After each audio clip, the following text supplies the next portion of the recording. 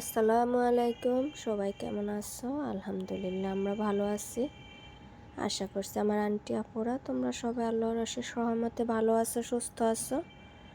আমার Obi Asif mother চ্যানেলটি থেকে তোমাদেরকে আমন্ত্রণ জানিয়ে শুরু করছি আমার আজকের ব্লগটি। আশা করছি তোমাদের ভালো লাগবে।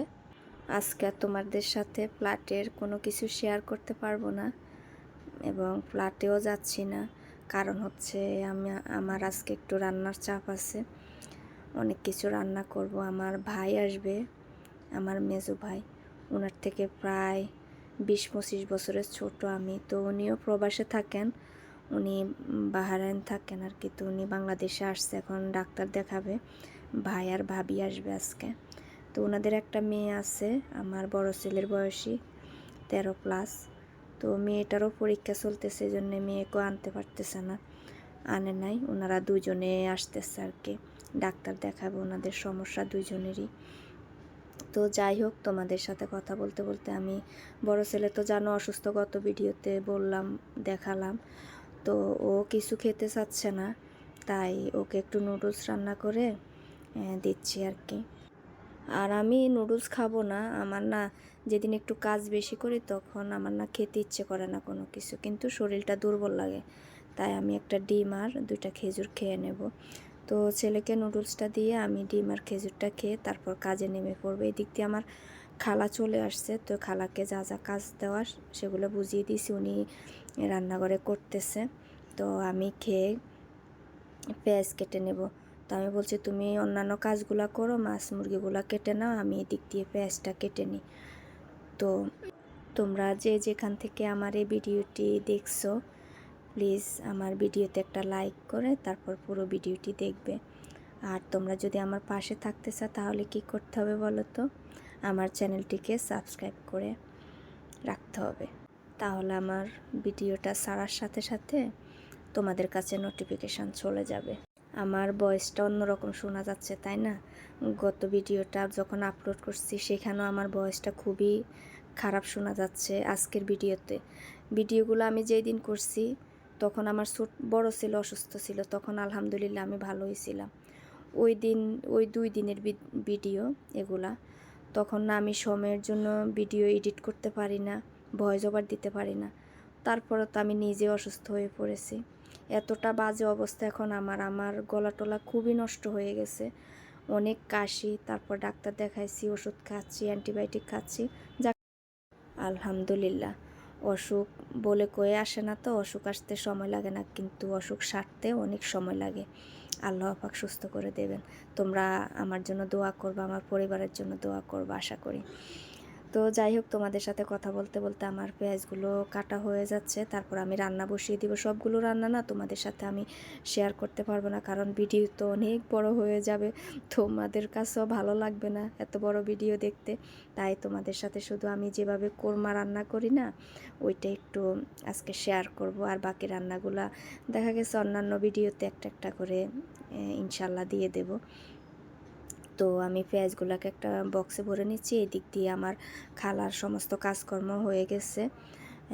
উনি মুরগি টুরগি মাছ সব কিছুই কেটে দিচ্ছে। তো মুরগিগুলো মাছ এগুলো কিন্তু উনি কেটে দিছে, ঠিক আছে, কিন্তু এগুলো সব আমি ক্লিন করে নিচ্ছি আর কি। তো আমি মুরগিগুলো, এটা হচ্ছে ওই যে সোনালি মুরগি যেটা বলে লেয়ার, ওইটা। তো এটাকে আমি হালকা একটু ভেজে নিছি, কারণ হচ্ছে আমি মুরগিটা অত বেশি ভাজি না, কারণ উপরের চামড়াটা না তখন শক্ত শক্ত হয়ে যায়, আমার কাছে ওটা খেতে ভালো লাগে না। তাই আমি সবসময় হালকা ভেজে নিই মুরগিটা। তো এখানে আরেকটা পাতিল বসিয়ে দিয়ে তারপর ওই যে ভাজার যে তেলটা ছিল ওইটা দিয়ে আর একটু তেলও লাগছে। তো এখানে আমি মুরগিটা কোরমাটা আর কি বসিয়ে দিলাম। তো পেঁয়াজটা হওয়ার পরে লাল লাল করে তারপরে এখানে যে লবঙ্গ, তেজপাতা, আদা রসুন জিরা গুঁড়ো, দারুচিনি এলাচ সব কিছু আর কি, আমার যা যা মশলা আছে ঘরোয়া যে মশলাগুলা, যেগুলো তোমাদের হাতের নাগালেও আছে, কিনতে হবে না কোনো কিছুই। তো সব কিছু দিয়ে আমি এখন সুন্দর করে মশলাটা আর কি কষিয়ে নেব। আর একটু টমেটো দিয়ে দিচ্ছি। আর তার আগে যে 2টা দিচ্ছি ওটা হচ্ছে দারুচিনি আর এলাচ গুঁড়ো। তো এখানে আমি যেটা ব্যবহার করব সেটা হচ্ছে বাদাম বাটা, এখানে কাজু কাঠ, তারপরে হচ্ছে কিশমিশ, এই তিনটা আমি না অবশ্য খালা পাটায় বেটে দিচ্ছি আর কি, ব্লান্ডার করি না। তো এটা আমি এখন দিয়ে দিচ্ছি। তো একটু পানি দিয়ে আমি এটা সুন্দরভাবে খুবই ভালোভাবে কষিয়ে নেব, কারণ হচ্ছে যাতে বাদামের গন্ধটা না থাকে আর কি। এখানে কিন্তু তোমাদের যে নারকেলের যে দুধটা না, ওইটাও দেওয়া যায়। কোরমাতে আমরা নারকেলের দুধও ব্যবহার করি, কিন্তু আমার বাসায় এখন নারকেলের দুধ নাই, তাই দিতে পারি না। আমি পাউডার দুধগুলাই তারপর এখানে দিয়ে দেবো আর কি। তো এখানে কোনো রকমের ওই যে রোস্টের যে মশলা, আরও বাড়তি যে মশলাগুলো আছে, এখানে আমি কোনো কিছুই দিই নাই, ব্যবহার করি নাই। তো আলহামদুলিল্লাহ এটা অনেক মজা হয়, খেতে অনেক ভালো হয়। তোমরা এইভাবে করে দেখতে পারো। আমার শ্রদ্ধেয় আন্টি এবং সিনিয়র আপুরা তো আলহামদুলিল্লাহ ওনারা অনেক ভালো রান্না করতে পারেন, ভালো ভালো রাঁধুনি ওনারা। তো তারপর আমার ছোট্ট হাতে ছোট্ট একটা মানুষ, যেভাবে আমি আমার সংসারের রান্নাবান্নাগুলা, আমার ফ্যামিলির জন্য যে রান্নাবান্না করি, সেগুলো একটু তোমাদের সাথে তুলে ধরার চেষ্টা করি আর কি। আশা করি তোমাদের একটু হলেও ভালো লাগবে, এবং কি যারা নতুন রাঁধুনি আপুরা আছেন, যে নতুন নতুন রাঁধা শিখতেছেন, তাদের হয়তো একটু হলেও উপকার আসবে, এটাই আমি আশা করি। তো দেখো, তোমাদের সাথে কথা বলতে বলতে আমার রান্নাটা প্রায় শেষ। আমি এখানে পানি তেমন একটা ব্যবহার করি না, অল্প একটু পানি দিছি, কারণ মুরগিটা সিদ্ধ হতে সময় লাগে না। এটা তো ওই যে কক মুরগি, লেয়ার মুরগি, যেটাই বলো না কেন, এগুলো অনেক তাড়াতাড়ি সিদ্ধ হয়ে যায়। তো একটু কয়েকটা কাঁচামরিচ দিয়ে দিছি। এখন শেষে আমি 2-3 চামচ ওই দিয়ে দেবো, ঘি দিয়ে দেবো আর কি। 2 চামচ, 3 চামচ না, 2 চামচ উপর থেকে ঘি দিয়ে দেবো। আমি কিন্তু রান্নার সময় কোনো ঘি ব্যবহার করি না, কারণ আমার মনে হয় রান্নার সময় ঘিটা দিলে ঘিয়ের স্মেলটা না থাকে না, ওইটা চলে যায়। তো রান্না শেষ করার পরে পোলাও বলো, রোস্ট বলো, যেটাই বলো, মানে যেটার সাথে তোমরা ঘিটা খাবে, তা এই ঘিটা না তোমরা পরে দিবা, তখন গ্রানটা খুব ভালো থাকে। এই তো দেখো আমার রান্নাবান্না শেষ। তো ওনারা এখনও আসেন নাই, ওনারা পোষা নাই। তো আমি সব কিছু টেবিলে সাজাই।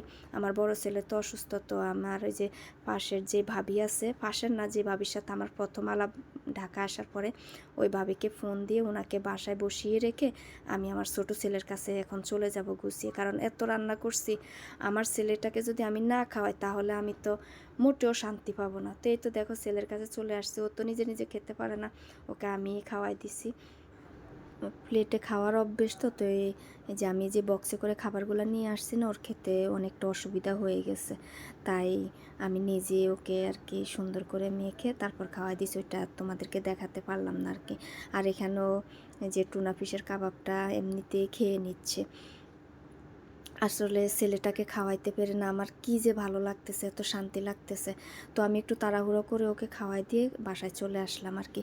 তো তোমাদের কাছ থেকে এখান থেকে বিদায় নিয়ে নিই। তোমরা সবাই ভালো থাকবে। আসসালামু আলাইকুম।